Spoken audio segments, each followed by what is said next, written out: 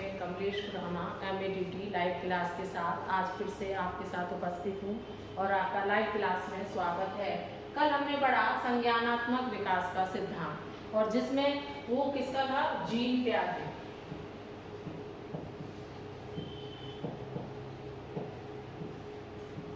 मैंने आपको बताया जीन पियाजे स्विट्जरलैंड के रहने वाले थे और इन्होंने अपने बच्चों पर प्रयोग किया और इन्होंने मानव संज्ञान के विविध पक्षों पर प्रयोग कर दिया, इसलिए इनको विकासात्मक मनोविज्ञान का जनक कहा जाता है। वैसे नेचुरल में क्या थे, जीव शास्त्री थे, लेकिन इन्होंने मानव संज्ञान की 4 अवस्थाएं बताई। जो पहली अवस्था मैंने कल आपको पढ़ा चुकी हूँ, संवेदी या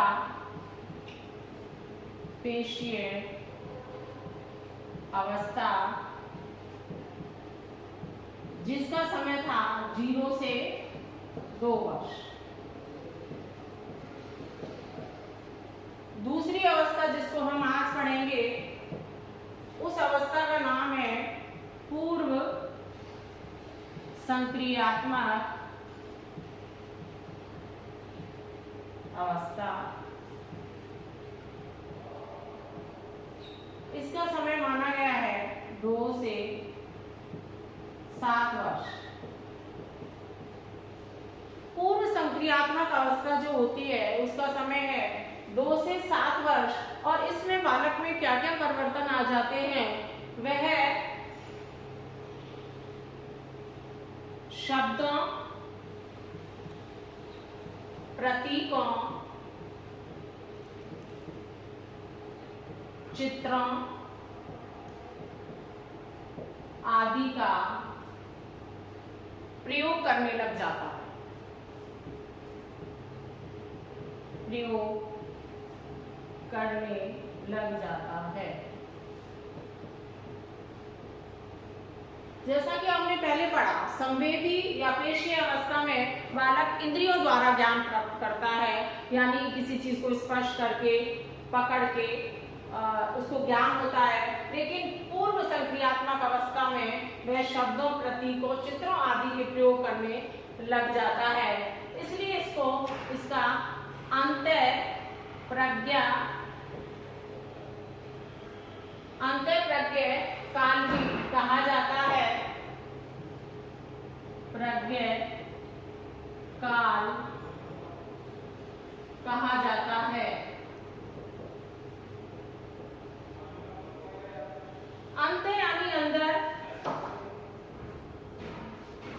प्रज्ञा का अर्थ वैसे बुद्धि से लिया गया होता है, प्रज्ञा बुद्धि को कहते हैं, लेकिन उसके मस्तिष्क में एक संप्रत्यय क्लियर हो जाता है और वह उसको देखकर पता लग जाता है उसको कि क्या है। आप इसका स्क्रीनशॉट ले लीजिए और उसके पश्चात में आगे शुरू करती हूँ।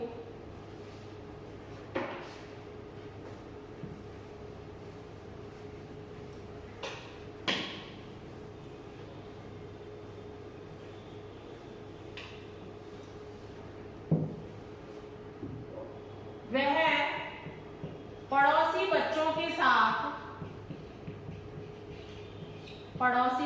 के साथ खेलने लग जाता है।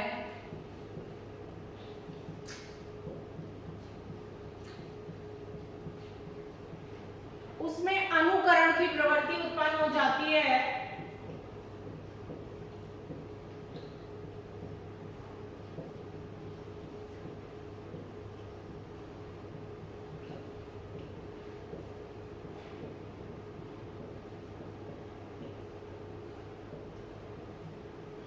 और साथ ही उसमें विलोपिता का गुण भी विकसित हो जाता है।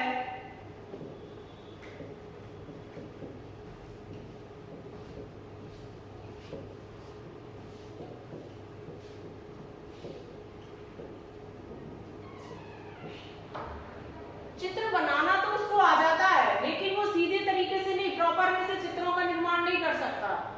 तो आप इसका भी स्क्रीनशॉट लीजिए।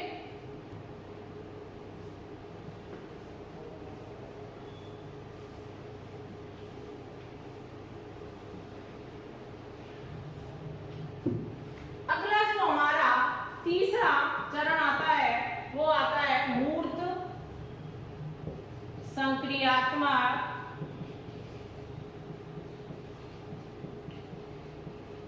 अवस्था, जिसका समय क्या है 7 से 11 वर्ष। मूर्त, दो शब्द होते हैं, एक मूर्त होता है, एक अमूर्त होता है। मैं आपको समझा देती हूँ। मूर्त यानी जो प्रत्यक्ष में किसी वस्तु को देख लेते हैं हम, और अमूर्त उसको कहते हैं जो हमें दिखाई नहीं देती, जिसका हमें ज्ञान नहीं होता है। मूर्त संक्रियात्मक जो अवस्था होती है, इसमें बालक तार्किक एवं मूर्त चिंतन करने लगता है।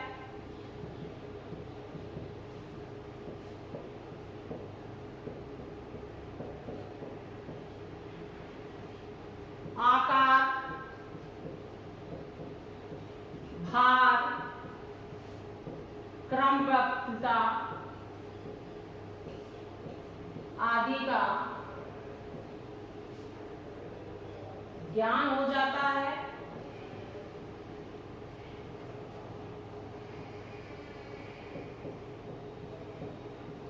सही अनुपात का पता लगा देता है, सही अनुपात का पता लगा लेता है।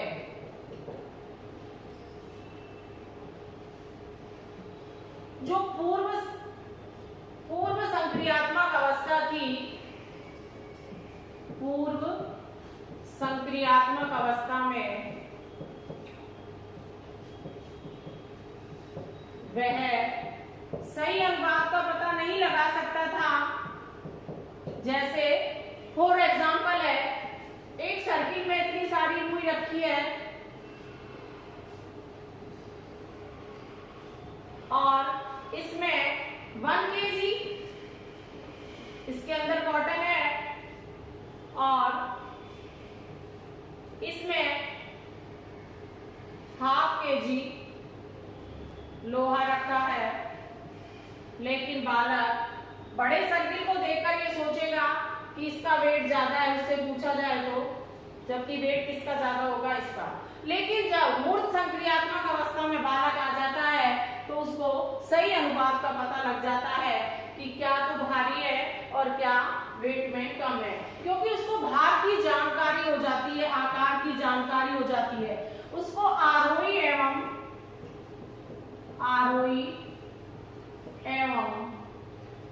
अवरोही क्रम का भी पता चल जाता है कि असेंडिंग ऑर्डर क्या है और डिसअसेंडिंग ऑर्डर क्या है।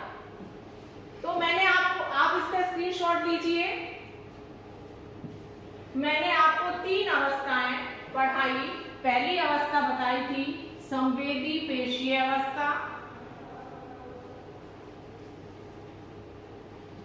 जिसका समय 2 से 7 वर्ष, जिसका समय था 0 से 2 वर्ष। दूसरी थी पूर्व संक्रियात्मक अवस्था और तीसरी अवस्था थी मूर्त संक्रियात्मक अवस्था। और चौथी जो अवस्था है वह है औपचारिक मूर्त संक्रियात्मक अवस्था, जिसका समय है 11 से 15 वर्ष।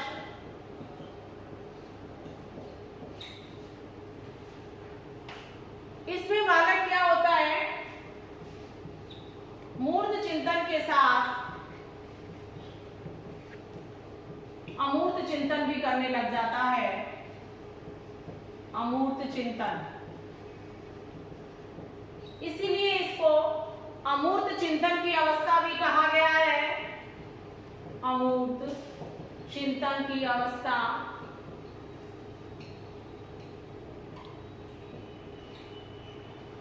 भी कहा गया है। इसमें बालक कार्य और कारण में भेद करना भी सीख जाता है।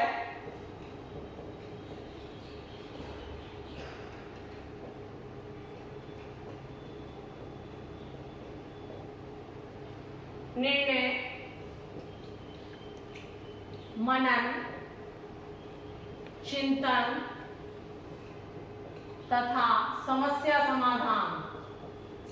समाधान भी इसकी विशेषता मानी गई है कि बालक में निर्णय शक्ति करने का जो जोश है वो जागृत हो जाता है, वो चिंतन करने लग जाता है, कोई भी प्रॉब्लम अगर क्रिएट होती है सॉल्व करने की कोशिश करता है।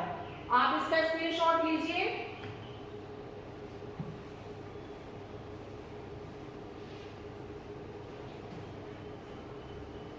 अगर आपको मेरी वीडियो पसंद आई हो तो आप इसको लाइक कीजिए, सब्सक्राइब कीजिए। बाकी आगे का हम कल पढ़ते हैं।